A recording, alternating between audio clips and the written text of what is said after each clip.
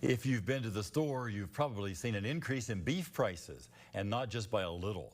The cost of ground beef and steak has climbed sharply over the past year. But as Kylie Hill shows us, one Kentucky farm family isn't backing down even as the market for beef keeps shifting. Beef prices are soaring in the U.S., fueled by decades of declining cattle herds. We've kind of seen an upward tick ever since COVID, where there was that huge rush to the grocery store for everybody to empty out the meat cases. Well, it also then gave producers an incentive to sell their cattle because prices were so high. And despite the rising costs, demand is still strong. Americans are still hungry for beef, and they're willing to pay for it. We've not noticed, people saying, "Oh my gosh, that's so expensive," or "Oh my gosh, that's gone up so much."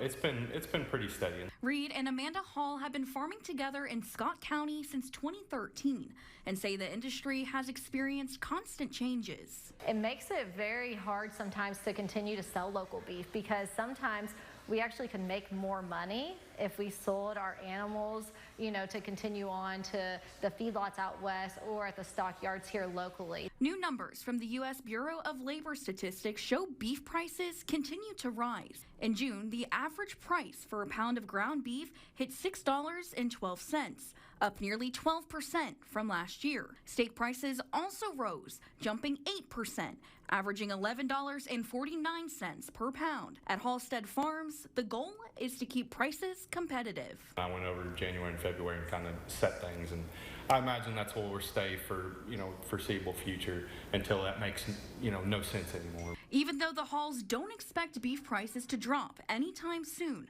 that's not stopping them from serving their community. I think the more consistent we can stay and in front of people and be able to tell our story, the more people realize that beef is such an awesome source of protein. Kylie Hill, Fox 56 News.